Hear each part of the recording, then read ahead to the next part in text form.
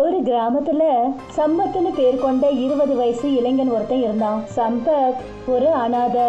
அவன் கிராமத்துல சௌதரியோட டாபாவுல சமைக்கிற வேலையை பார்த்துக்கிட்டு இருந்தான். சீக்கிரமா வேலையை முடி சம்பத். கஸ்டமர்ஸ் டேபிள்ல சும்மா உட்காந்துட்டு இருக்காங்க பாரு. இன்னைக்கு நான் தால் மக்னியை வச்சு ஒரு புது ரெசிபி செய்கிறேன் சௌதரி ஐயா. நீங்களே பாருங்க, இன்னைக்கு தாலை சாப்பிட்டுட்டு கஸ்டமர்ஸ் நம்ம ஹோட்டலில் மறக்கவே மாட்டாங்க. அட, நம்மளை மறக்க மாட்டாங்கன்றதெல்லாம் அப்புறமா பார்த்துக்கலாம். முதல்ல போய் அவங்களுக்கு சாப்பாடை கொடு. முடிஞ்சிடுச்சு ஐயா, கொஞ்ச நேரம் வெயிட் பண்ணுங்க.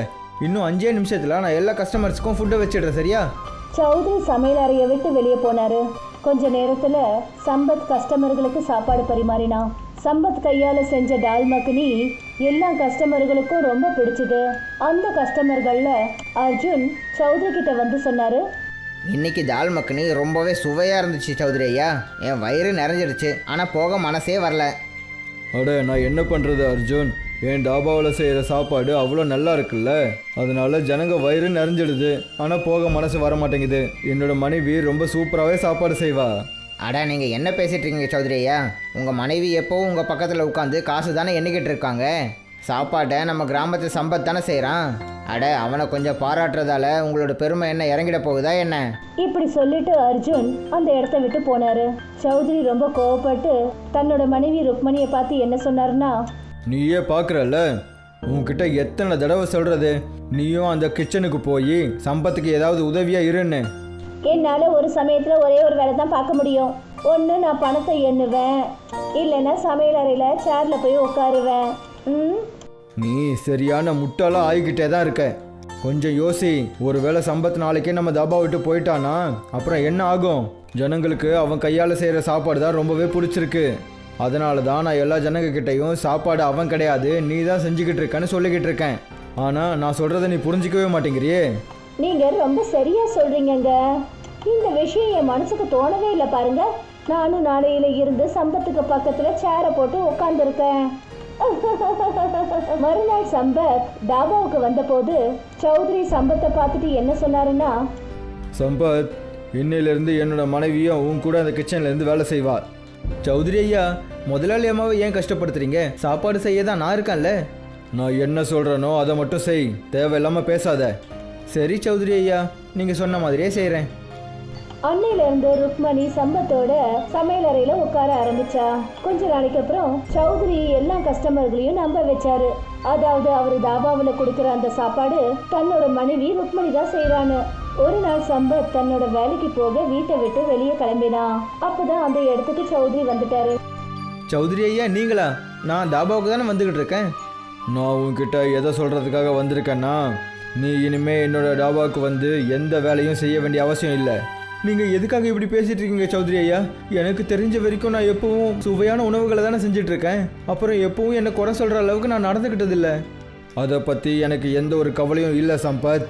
உன்னால தான் என்னோட டாபாவோட பேர் கொஞ்சம் கொஞ்சமாக அழிஞ்சுக்கிட்டு இருக்கு. நீங்கள் எதுக்காக இப்படியெல்லாம் பேசிகிட்டு இருக்கீங்க? எனக்கு ஞாபகம் இருக்கிற வரைக்கும் நான் எப்போலேருந்து உங்கள் டாபாவில் வேலை செய்கிறேனோ அப்போலேருந்து உங்களோட டாபா முன்னாடியை விட நல்லா தானே போகுது. நல்லா தான் போயிட்டுருக்கு. ஆனால் அது நீ இருக்கிறதால தான். ஒருவேளை நான் இன்னும் கொஞ்ச நாளைக்கு உன்னை வேலையில் வச்சுருந்தேன்னா என்னோட டாபாவோட பேர் சௌதரி டாபாங்கிற பேர்லேருந்து மாறி சம்பத் டாபான்னு தான் எல்லாரும் கூப்பிடுவாங்க.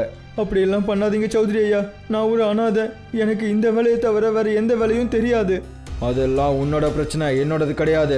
இன்னையிலிருந்து உன்னை எப்போவாவது என் கடை முன்னாடி எங்கேயாவது பார்த்தேன், கையை காலை உடைச்சி கிராமத்தை விட்டு வெளியே துரத்திடுவேன். இதை சொல்லிட்டு சௌதரி கோபத்தோட அந்த இடத்த விட்டு போனாரு. சம்பத்துக்கு வேலை இல்லாம போயிடுச்சு. ரொம்ப நொந்து போய் சம்பத் கிராமத்து தலைவரை போய் பார்த்தான். எனக்கு எல்லாமே தெரியும் சம்பத். சௌதரி உனக்கு என்னெல்லாம் பண்ணாருன்னு தெரியும். உனக்கே இந்த விஷயம் தெரியும். சௌதரி என்னை விட செல்வாக்கானவர். அது மட்டும் இல்லாமல் ரொம்ப பணக்காரர். அவர்கிட்ட என்னால் பிரச்சனை பண்ண முடியாது. தலைவரே, நான் சௌதரி கிட்ட சண்டை போடணும்னு உங்ககிட்ட வரல. நான் உங்ககிட்ட உதவி கேட்கறதுக்காக தான் வந்திருக்கேன். உங்களுக்கே தெரியும்ல தலைவரே, நான் ஒரு அனாதை. சில வருஷங்களுக்கு முன்னாடி தான் என்னோட அம்மா அப்பா என்னை விட்டுட்டு போயிட்டாங்க. நான் என்னோட கிராமத்தை விட்டு எங்கேயும் போக விரும்பலை. நீ என்ன தான் சொல்ல வர? தலைவரே, நான் எப்பவும் சாப்பாடு செய்யணும்னு நினைக்கிறேன். உன்னோட அப்பாவும் ரொம்ப பெரிய சமையல்காரன் தான். தலைவரே, நீங்கள் எனக்கு சின்னதாக ஒரு உதவி பண்ணுங்க. நான் எனக்குன்னு ஒரு டாபாவை நம்ம கிராமத்தில் திறக்க நினைக்கிறேன். நீங்கள் எனக்கு கொஞ்சம் பணம் கொடுக்க முடியுமா? என்னோட டாபா நல்லபடியாக போன உடனே நான் உங்களோட பணம் எல்லாத்தையும் திருப்பி கொடுத்துடுறேன். சரி, கிராமத்தில் என்னோட காலி நிலங்கள் கொஞ்சம் இருக்கு. நீ அந்த இடத்துல போய் டாபாவை திறந்துக்கோ. அதுக்கு எவ்வளோ காசு உனக்கு தேவையோ அதை நான் உனக்கு கொடுக்க தயாரா இருக்கேன். தலைவர் சொன்னதை கேட்டுட்டு சம்பத் ரொம்ப சந்தோஷப்பட்டான். சம்பத் கடின உழைப்போட காலியான நிலத்துல டாபா கட்ட ரொம்ப கஷ்டப்பட்டதுக்கு அப்புறம் சம்பத் அந்த இடத்துல ஒரு டாபாவை ரெடி பண்ணிட்டான். கொஞ்ச நாளைக்கு அப்புறமா சம்பத்தோட டாபாவுக்கு கஸ்டமர்கள் வர ஆரம்பிச்சாங்க. அப்புறம் இந்த விஷயம் சௌத்ரியை உறுத்த ஆரம்பிச்சது. எதை நினச்சி நான் பயந்தனோ அதே தான் நடந்திருக்கு ருக்மணி. அந்த ஒன்றும் இல்லாதவன் அவனுக்கு ஒரு டாபா திறந்திருக்கான். இப்போ நம்ம டாபாவுக்கு குறைஞ்ச ஆளுங்களும் அவனோட டாபாவுக்கு நிறைய பேரும் வராங்க. ஒரு நரியோட புத்தி தான் உங்களுக்குள்ளேயும் இருக்கு. அந்த புத்தியை பயன்படுத்துங்க, அப்புறம் அவனுடைய டாபாவை மூட வைங்க. நீ ரொம்ப சரியா சொல்ற. என்னோட இந்த நரி மாதிரியான புத்தியை வச்சு நான் ஏதாவது ஒன்று யோசிச்சே ஆகணும். சௌத்ரி ரொம்ப தந்திரமா ஒரு கஸ்டமரை தான் சொல்றத கேட்க வச்சாரு. அந்த கஸ்டமர் தெரியாம சம்பத்தோட டாபாவில் சாப்பாட்டுல சௌத்ரி கொடுத்த மருந்த கலந்துட்டு வந்துட்டான். அன்னைக்கு யாரெல்லாம் சம்பத்தோட டாபாவில் சாப்பிட்டாங்களோ அவங்களுக்கு வயிற்றுப்போக்கு ஏற்பட்டுச்சு. மறுநாள் சம்பத்தோட டாபாவுக்கு முன்னாடி கிராமத்து ஜனங்க கூட்டமா வந்துட்டாங்க. அதுல ஒருத்தர் ரொம்ப கோபத்தோட சம்பத் கிட்ட சொன்னாரு, உன்னோட டாபா நல்லா நடக்கணுங்கிறதுக்காக உன்னோட நேர்மையை மறந்துட்டியா? நீங்கள் ஏன் இப்படி பேசிகிட்டு இருக்கீங்க? நான் என்ன பண்ணேன்? என்ன பண்ணியா? அட, நேற்று நான் உன்னோட டாபாவில் தால் சாப்பிட்டேன். அப்போலேருந்து என் வயிறு மோசமாயிடுச்சு. அப்புறம் இங்கே எவ்வளோ பேர் நாங்கள் நின்றுட்டுருக்கோமோ அவங்க எல்லார் வயிறும் மோசமாயிடுச்சு.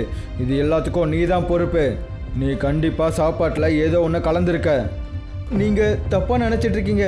நான் சாப்பாட்டில் எதையுமே கலக்கலை. இன்னையிலேருந்து நாங்கள் யாருமே உன்னோட டாபாவுக்கு வந்து சாப்பாடு சாப்பிட வரமாட்டோம். சாப்பாடு எல்லாத்தையும் செஞ்சு நீயே சாப்பிடு. இப்படி சொல்லிட்டு அந்த ஆளு அங்கிருந்து போயிட்டாரு.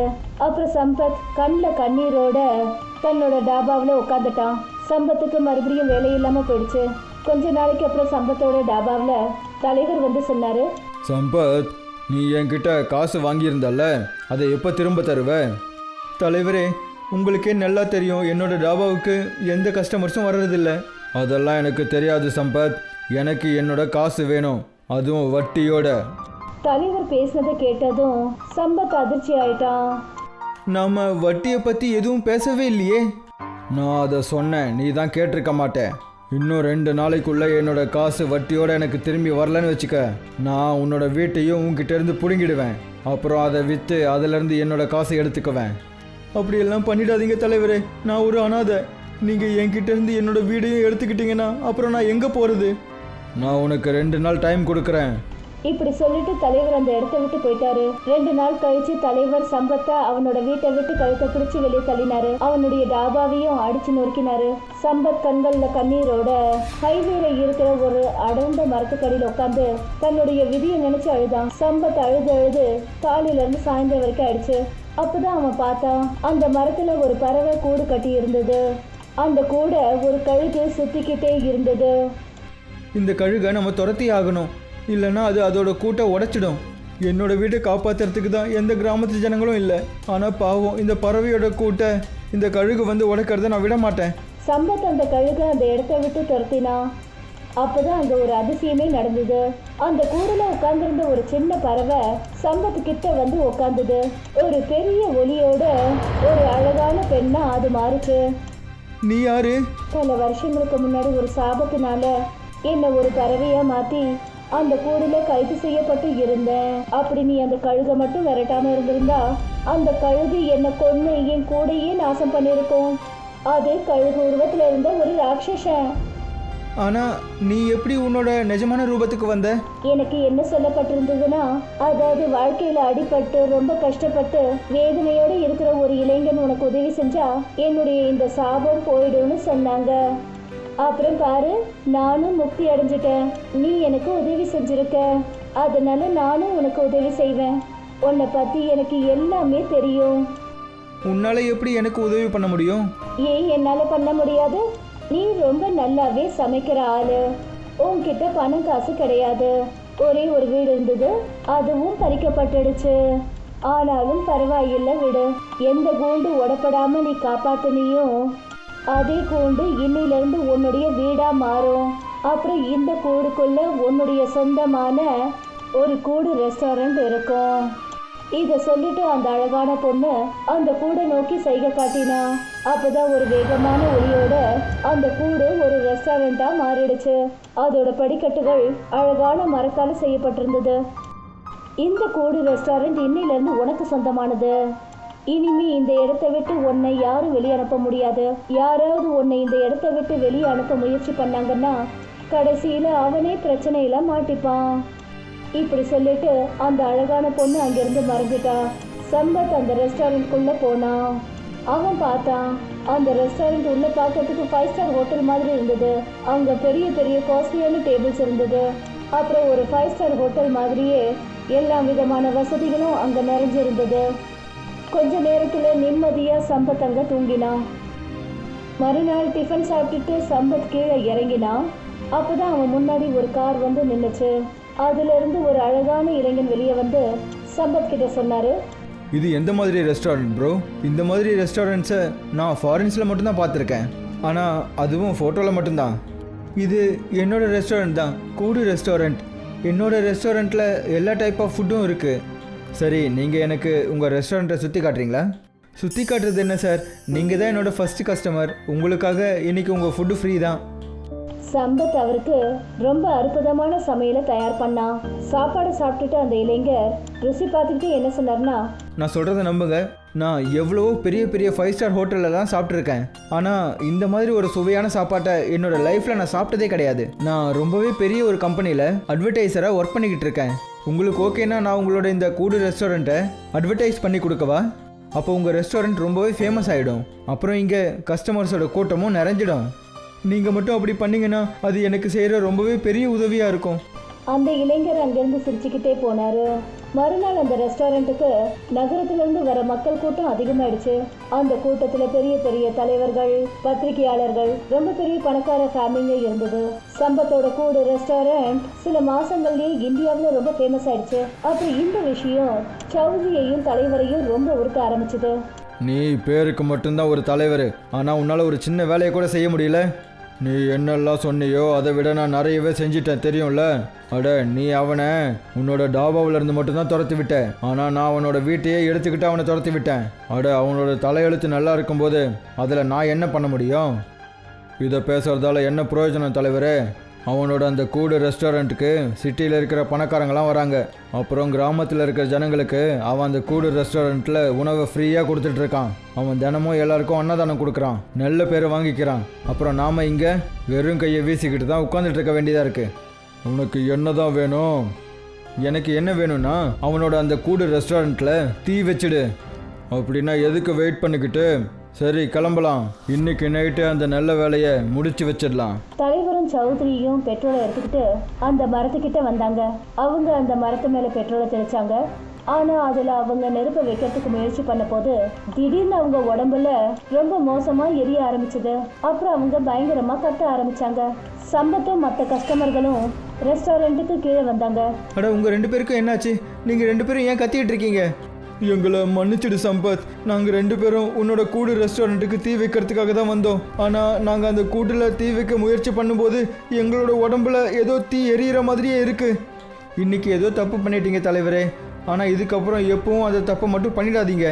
அப்போதான் அந்த கூடு ரெஸ்டாரண்ட்குள்ளே இருந்து ஒரு குரல் கேட்டுச்சு. அவங்க 2 பேருக்கிட்டையும் சொல்லு, இப்போவே அந்த கிராமத்தை விட்டு போக சொல்லு.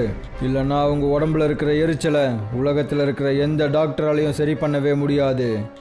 எனக்கு தெரிஞ்ச விஷயம் என்னென்னா, யாராவது இந்த கூடு ரெஸ்டாரண்ட்டுக்கு ஏதாவது பிரச்சனை கொடுக்கணும்னு நினச்சிட்டு இருந்தாங்கன்னா அவங்களுக்கு ரொம்பவே பெரிய பிரச்சனை ஏற்படுமா.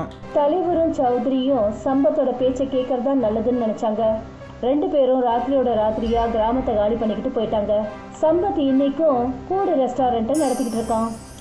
ரீனா, டீனா 2 பேருமே ஒரு வினோதமான ட்வின்ஸ். 2 பேரோட பழக்க வழக்கங்களும் ஒருத்தருக்கு ஒருத்தர் வேறுபட்டது. அப்புறம் 2 பேரும் நல்லா ஒத்து போவாங்களும் கூட. அனாதைகளா இருந்த காரணத்தினால 2 பேரும் ஏழ்மையில வாழ்ந்துட்டு இருந்தாங்க. அப்புறம் அவங்க வாழ்க்கையை நடத்துறதுக்கு தலைவரோட வீட்ல வேலை செஞ்சுக்கிட்டு இருந்தாங்க. இன்னைக்கு அவங்க 2 பேரும் வீட்ல பேசிக்கிட்டு இருந்தாங்க. இதுக்கு மேலேயும் நான் தலைவரோட வீட்ல வேலை செய்ய விரும்பல டீனா. அவங்க வீட்ல தானே நம்ம 2 பேரும் வேலை செஞ்சுட்டு இருக்கோம். நம்ம உழைக்கிறதுக்கான ஊதியத்தை தானே கேக்குறோம். எப்ப அவர்கிட்ட பணம் கேட்டாலும் தரமாட்டேன்னு சொல்றாரு. இப்படி எதுக்காக கோவப்படுற ரீனா? இன்னைக்கு நான் அவர்கிட்ட போய் பேசுறேன். நமக்கு கொடுக்க வேண்டிய பணத்தை கேக்குறேன். அக்கா, உங்களுக்கு ரொம்பவே இலகிய மனசு. உனக்கும் தெரியும், நம்ம கிராமத்துல பல வருஷமா வைரஸ் பரவிக்கிட்டு இருக்கிறது. அப்புறம் அதுக்கான மருந்து தலைவர் ஐயா வீட்டுல தானே கிடைக்குது. அதனால நாமளும் கொஞ்சம் பொறுத்து தான் போகணும் ரீனா. நீங்க 5 நிமிஷம் தான் என்னை விட பெரியவங்க, அதனாலதான் உங்க பேச்சை நான் கேக்குறேன். அப்படி நான் மட்டும் பெரியவளா இருந்தேன், அவர்கிட்ட இப்பவே போய் பணத்தை வாங்கிட்டு வந்திருப்பேன். ஆமா, அது என்னமோ உண்மைதான். தலைவர் தன்னோட வீட்ல ஒரு ரசாயனத்தை தயாரிச்சிட்டு இருந்தாரு. இன்னைக்கு நான் இதை அரிசியில கலந்துடுவேன், அதையே கிராமத்து மக்களுக்கு கொடுத்துடுவேன். அதுக்கப்புறம் அவங்களுக்கு உடம்பு சரியில்லாம ஆச்சுன்னா அவங்களுக்கு நான் மருந்து கொடுத்ததுக்கு பதிலா என் வீட்டுல வந்து வேலை செய்ய சொல்லுவேன். இந்த கிராமத்து ஜனங்க எனக்காக பிறந்தவங்க. அப்புறம் நான் உருவாக்குன நோயை எப்பவும் போக விடவே மாட்டேன். ரசாயனம் தயாராயிடுச்சு. அப்புறம் தலைவர் வயல்ல அதை தெளிக்கிறதுக்காக போய்கிட்டு இருந்தாரு. உண்மையை சொல்ல போனா வைரஸ் கிராமத்துல பரவறதுக்கு காரணமே தலைவர் தான். எந்த மாதிரி அவர் வயல்கள்ல இந்த ரசாயனத்தை தெளிக்கிறாரோ, சரியா அதே மாதிரி கடந்த 2 வருஷமா தலைவரோட இந்த தெளிப்பு கிராமம் முழுக்க வைரஸ் பரவிடுச்சு. அப்புறம் மாத்திரைக்கு பதிலா கிராம ஜனங்க கிட்ட அவங்களுடைய வயலை வாங்கிடுவாரு. எப்பவும் இந்த கிராமத்தை முன்னேற விடவே மாட்டேன். ஒருவேளை முன்னேறினா அது நான் மட்டும்தான். தலைவர் அங்கிருந்து தன்னோட வீட்டுக்கு போயிட்டாரு. அப்புறம் மறுநாள் டீனாவும் ரீனாவும் காலங்காத்தாலேயே அவங்க வீட்டுக்கு வேலை செய்ய வந்துட்டாங்க. வேலை முடிஞ்ச உடனே அவங்க 2 பேரும் தலைவர்கிட்ட பணத்துக்காக போய் பேசினாங்க. தலைவர் ஐயா, அது பண விஷயமா நாங்க உங்ககிட்ட கொஞ்சம் பேசணும். டீனா, நான் தான் சொன்னேன்ல, என்னால் பணத்தை இந்த மாதம் கொடுக்க முடியாது. ஏன்னா அதை வச்சு தான் இந்த மாதம் கிராமத்து ஜனங்களுக்கு தேவையான மருந்தை நான் தயாரிச்சாகணும். நான் மொத்த பணத்தையும் அடுத்த மாதம் கொடுத்துட்றேன். ஆனா எங்களுக்கும் செலவு இருக்கு இல்லைங்களா ஐயா, அதான் கேட்குறோம். அதுக்கு என்ன, நீ என்ன கிராமத்தில் அவ்வளோ பெரிய ஆளா? தேவையில்லாத வார்த்தைகள்லாம் பேசாதீங்க தலைவரே. கிராமத்துல பெரிய ஆளுங்க இல்ல, ஆனா நாங்களும் இந்த கிராமத்துல சேர்ந்த ஒருத்தவங்க தான். அப்படி எங்களுக்கு சாப்பாட்டுக்கு கஷ்டம் ஆயிடுச்சுன்னா நீங்க அந்த பொறுப்பை ஏத்துப்பீங்களா சொல்லுங்க. நான் இவ்வளோ நேரமாக பாசமாக பேசிக்கிட்டு இருக்கேன். ஆனால் இப்போ கேளு, நான் கிராமத்து ஜனங்களுக்கு மாத்திரைகளை செஞ்சு முடிக்கிற வரைக்கும் என்னால் உங்கள் 2 பேருக்கும் 1 பைசா கூட கொடுக்கவே முடியாது. தலைவர் ஐயா, எங்களுக்கு இந்த மாசம் சேர வேண்டிய பணத்தை மட்டும் கொடுத்துருங்க. எங்க நிலைமை ரொம்ப கஷ்டத்துல இருக்கு தலைவர் ஐயா. சரி டீனா, நான் உனக்கு பணத்தை கொடுத்துடுறேன். ஆனால் நாளையிலேருந்து நீங்கள் வர வேண்டிய அவசியம் கிடையாது. நாங்க எதுக்காக வரப்போறோம்? தலைவர் டீனா கையில பணத்தை கொடுத்துட்டாரு. அப்புறம் 2 பேரும் அங்கேருந்து வீட்டுக்கு திரும்பி வந்தாங்க. டீனா ரொம்ப கவலையா இருந்தா. தான் அக்காவோட முகத்துல அந்த கவலையை பார்த்துட்டு ரீனா அவகிட்ட என்ன கேட்டான்னா, என்ன ஆச்சு, நீங்க எதுக்காக இவ்வளோ கவலையோட இருக்கீங்க அக்கா? இப்போ உனக்கு சரியா புரியாது ரீனா. அப்படி நமக்கு ஏதாவது கஷ்டம் ஏற்பட்டா நமக்கு மாத்திரை மருந்து கூட கிடைக்காது. அப்புறம் வேலை இல்லாத காரணத்தினால இப்ப நமக்கு பண தேவை முன்ன விட அதிகமாயிடுச்சு. அதுக்கு நாம வேற எங்கேயாவது வேலை பார்க்கலாம்க்கா. வேற எங்க? கிராமத்துல வியாபாரங்கிறது எல்லாமே தலைவரோட கையில தானே இருக்கு. அப்புறம் அவர்கிட்ட தான் நாமளும் சண்டை போட்டுக்கிட்டோம். நம்ம கிராமத்துல ஒருத்தவங்க வீட்டுல வேலை செய்யற அளவுக்கு யாருமே இல்ல. ஆமாக்கா, எல்லாருமே இந்த வியாதியால பாதிக்கப்பட்டிருக்காங்க. தலைவர் ஐயா அவங்களுக்கு உதவி செய்யறதுனால எல்லாரும் அவருக்கு அடங்கி போயிட்டு இருக்காங்க. அதுக்காக நீ தப்பு செஞ்சுட்டேன்னு நான் சொல்ல வரல ரீனா. ஆனா இதுக்கப்புறமா நாம என்ன செய்யணும் அதையும் யோசிக்கணும்ல. ரீனா இதை கேட்டதும் ரொம்ப கவலையாயிட்டா. அதாவது அவளோட கோபத்தால 2 சகோதரிகளும் கஷ்டங்களை அனுபவிக்க வேண்டியதாயிடுச்சு. இதே மாதிரி மெல்ல மெல்ல 1 மாசம் கடந்து போச்சு. அவங்க 2 பேர் கையில இருந்த பணம் மொத்தமா கொஞ்சம் கொஞ்சமா செலவாயிடுச்சு. இப்போ வீட்டுல மளிகை சாமான் எதுவுமே இல்ல. கடைசி உணவு மட்டும்தான் இருந்தது. அத ரீனா டீனாவுக்கு சாப்பிட கொடுத்தா.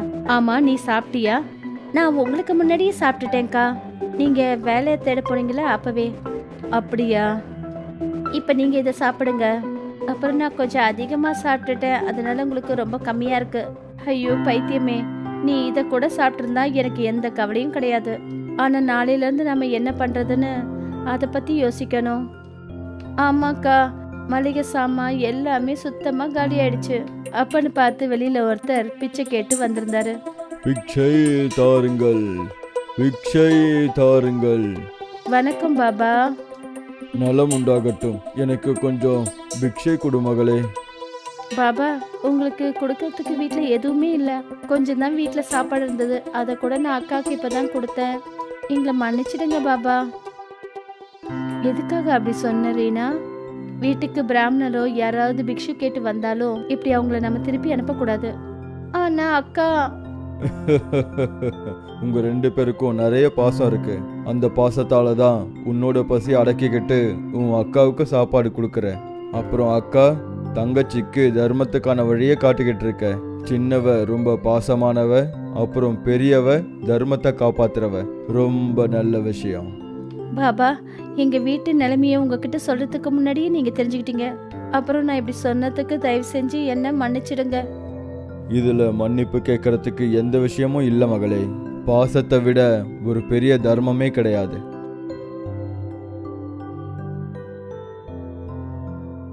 பாபா சாப்பிட்டு முடிச்சதுக்கு அப்புறமா எழுந்து டீனா ரீனா கிட்ட என்ன சொன்னார்னா, நீங்க 2 பேரும் எனக்கு செஞ்ச சேவைகள்ல நான் ரொம்ப சந்தோஷமா இருக்கேன். கேளுங்க, உங்களுக்கு என்ன வேணும்? பாபா, இந்த கிராமத்துல ஒரு வைரஸ் பரவி இருக்கு. கடந்த 3 வருஷமா அதுக்கு எந்த தீர்வும் இல்லாம போயிடுச்சு. நீங்க அதை குணப்படுத்துறதுக்கு ஏதாவது ஒரு வழியை சொல்லுங்களேன். அந்த பாபா ஏதோ யோசிச்சுட்டு சிரிச்சாரு. அப்புறம் என்ன சொன்னார்னா, ஒருவேளை இதான் விஷயம்னா இரட்டை சகோதரிகளான உங்களுக்கு நான் ஒரு தாபா கொடுக்குறேன். நீங்க 2 பேரும் அதுல எந்த ஒரு சாப்பாடு செஞ்சாலும் அது மக்களோட வியாதியை சரி பண்ணும். அது அவங்களோட உடம்புக்கு சக்தியை கொடுக்கும். ஆனா என்ன பாபா? அந்த நல்ல விஷயம் நடக்கணும்னா ஒருத்தவங்க ரொம்ப நல்ல மனசோட கருணை உள்ளத்தோட இருக்கிறவங்க மட்டும்தான் அந்த சாப்பாடுகளை செய்யணும். ஒருவேளை சுயநலத்தோடு அதை செஞ்சாங்கன்னா அப்புறம் அதோட எல்லா பலன்களும் வீணா போயிடும். நீங்க சொன்னதை நாங்க கவனத்துல வச்சுக்கிறோம் பாபா. அப்போதான் எங்க அவங்களுடைய வீடு இருந்ததோ அதுக்கு எதிரையே ஒரு டாபா உருவாச்சு. அப்புறம் அந்த பாபா சிரிச்சுக்கிட்டே அந்த இடத்த விட்டு போயிட்டாரு. வாங்கக்கா, இப்ப நாம இந்த டாபாவில் நம்ம வேலையை ஆரம்பிப்போம். அப்புறம் மக்களோட வியாதிய நம்ம குணமாக்குவோம். இனிமே நாம 2 பேரும் கஷ்டப்பட வேண்டிய அவசியம் இருக்காது. 2 சகோதரிகளும் அவங்க டாபாவில் வேலை செய்ய ஆரம்பிச்சாங்க. அப்புறம் கொஞ்ச நேரத்துல உணவுகள் தயாராயிடுச்சு. அந்த டாபாவை பார்த்துட்டு மாலத்தையும் அமிர்தாவும் அங்க வந்தாங்க. அம்மாடி டீனா, அம்மா என்ன விஷயம்? இந்த டாபா எங்க இருந்து வளர்ந்து வந்தது? ஆமா, ஏதோ மாயம் நடந்தா போல இருக்கு. அட மாலத்தி சித்தியா, வாங்க வந்து சாப்பிட்டு பாருங்க. உங்களோட வியாதி மொத்தமும் தீந்து போயிடும். அப்புறம் இதுக்கு யாரும் நாங்க பணம்லாம் அதிகமா வாங்க மாட்டோம். ஆமா, 2 வேலைக்கான சாப்பாட்டை இங்கேருந்தே கொண்டு போங்க. உங்க சாப்பாட்டுக்கு எவ்வளவு செலவாகுதோ அதே செலவுல உங்களுக்கு டாபாவில் சாப்பாடு கொடுக்குறோம். சரி சரி சரி அம்மா, நிஜமாவே வா, கொடுமா, எங்களுக்கும் சாப்பிட ஏதாவது கொடு. டீனாவும் ரீனாவும் அவங்க சாப்பிட்றதுக்காக அங்க 2 பிளேட் எடுத்து வச்சாங்க. அவங்க 2 பேரும் சாப்பிட்டு முடிச்ச உடனே கொஞ்ச நேரத்துல அவங்க உடம்புல இருந்த எல்லா வியாதியும் சரியாயிடுச்சு. அப்புறம் 2 பேருக்கும் ஒரு புது புத்துணர்ச்சி ஏற்பட்டுச்சு. இத உண்மையிலேயே மாயம்னு தான் சொல்லணும் குழந்தைங்களா. இந்த கிராமமே நோயால அவதிப்பட்டு இருக்கு. எங்களுக்கு இன்னும் கொஞ்சம் உணவு தாமா வீட்டுக்கு எடுத்துட்டு போறோம். நாங்க நாளைக்கு பணத்தை கொடுக்கறோம். சரிங்க சித்தி, உங்களுக்கு எப்ப பணம் கிடைக்குதோ அப்ப வந்து கொடுங்க போதும். ஆனா நீங்க வீட்டுல இருக்கிறவங்களோட ஆரோக்கியத்துல கவனத்தை செலுத்துங்க. அப்புறம் நீங்க பணத்தை எப்ப வந்தனாலும் கூட கொடுக்கலாம். 1 மாசம் கடந்து போயிடுச்சு. அமிர்தாவும் கிராமத்தை சேர்ந்த சில பேரும் தாபாவுக்கு வெளியில சாப்பிடறதுக்காக லைன்ல நின்றுட்டு இருந்தாங்க. அப்பதான் தலைவர் கையில ஏதோ பேப்பர் எடுத்துக்கிட்டு அங்க வந்தாரு. என்ன விஷயம் ரீனா, டீனா? ரொம்பவே செழிப்பா இருக்கீங்க போல. ஏன், அதுலயும் உங்களுக்கு ஏதாவது பிரச்சனையா? ரீனா, கொஞ்சம் அமைதியாரு. அம்மாடே, நீ எதுக்காக ரீனாவை தடுத்து நிறுத்துற? அவ உண்மையை தானே சொல்றா. எல்லாரோட நோயும் சரியாயிட்டு இருக்குன்னு கேள்விப்பட்டேன். அதனாலதான் என்னையே எதிர்த்து இவ்வளவு பேசுறீங்களா? தலைவரே, நீங்க மருந்து மாத்திரைக்கு பதிலா எங்க எல்லாரையும் உங்க நிலத்துல வேலை செய்ய சொல்லி சொன்னீங்க. ஆமாங்க சித்தி, இவர் சொல்றத பார்த்தா இந்த கிராமத்தையே இவர் மொத்தமா வாங்கிட்ட மாதிரி பேசுறாரு. அப்புறம் கிராமத்துல இருக்கிறவங்க எல்லாரையும் இவரு அடிமையா நினைக்கிறாரு. எல்லாரும் கொஞ்சம் அமைதியா இருங்க. இந்த வியாதியில இருந்து நாம குணமாகணுமேன்னு நினைச்சு சந்தோஷப்படணும். நீங்க எல்லாம் முதல்ல இதை யோசிங்க. தயவு செஞ்சு இப்படி சண்டை போட்டுக்கிறத நிறுத்துங்க. இப்பவே உங்க எல்லாரோட வாயையும் அடைக்கிறேன் பாருங்க.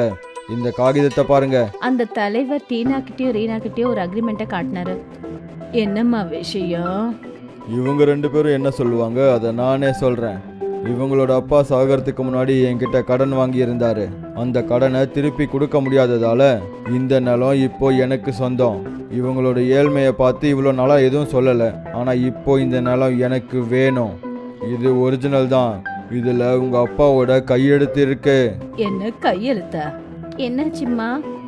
மாலதி எதுக்கு அதிர்ச்சி ஆகுறாங்கன்னா, ஏன்னா உங்க அப்பாவுக்கு படிக்கவோ எழுதவோ தெரியாது. அவரு கை நாட்டு தான் வைப்பாரு. சே, 2 கிழவைங்களும் சேர்ந்து என் வேலையை கெடுத்துக்கிட்டு இருக்காதீங்க. தலைவரே, நீங்க ரொம்ப ஓவரா பேசிட்டீங்க. இங்க இருந்து ஒழுங்கா போயிடுங்க. எந்த ஒரு விஷயத்துக்கும் ஒரு எல்லை உண்டு.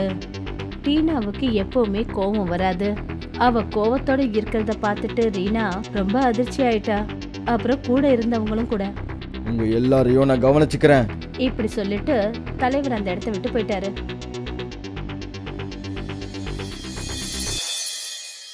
பல நாட்கள் ஆயிடுச்சு.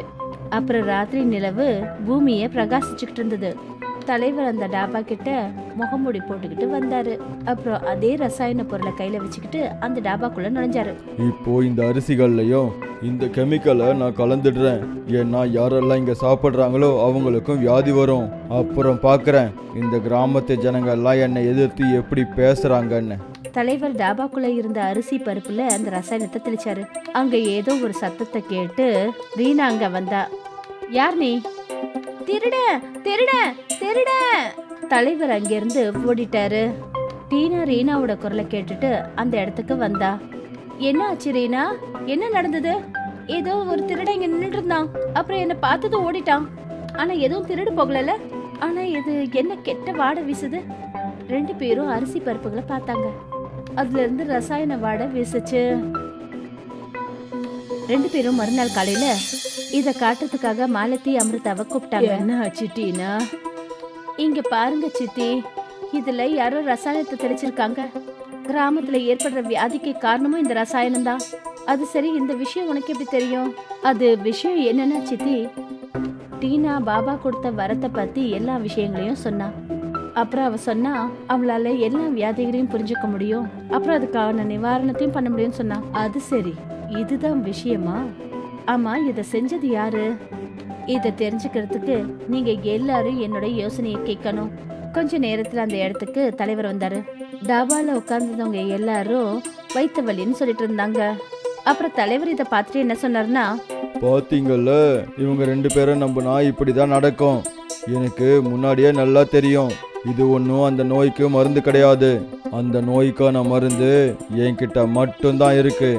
தலைவரே, கொஞ்சம் மருந்து கொடுங்க. வயிறெல்லாம் ரொம்ப வலிக்குது. இந்தாங்க மருந்து. ஏற்கனவே முழு ஏற்பாடோட வந்திருக்கீங்க போல இருக்கு தலைவரே. இங்க மாத்திரை மருந்து தேவைப்படும் எப்படி உங்களுக்கு தெரிஞ்சது? அது நான் எப்பவும் இதை என் கையிலே தான் வச்சுக்கிட்டு இருப்பேன். எப்போ தேவைப்படும்னு தெரியாதுல்ல, இப்போ தேவைப்பட்டுடுச்சு. அப்போ அதோ சிண்டு கொண்டு வரானே, அது என்ன? சிண்டுன்னு பேர் கொண்ட ஒரு பையன் அதே ரசாயன டப்பா எடுத்துட்டு இருந்தான். முன்னால் அதுதான் தலைவர் தெளிச்சாரு. ஏதாவது ஞாபகம் வந்ததுங்களா? ஆனா நீங்க 2 பேரும் என்ன பார்க்கலன்னு தான் நான் நினைச்சேன். இப்போ இந்த சந்தேகம் எனக்கு உண்மையாயிடுச்சு.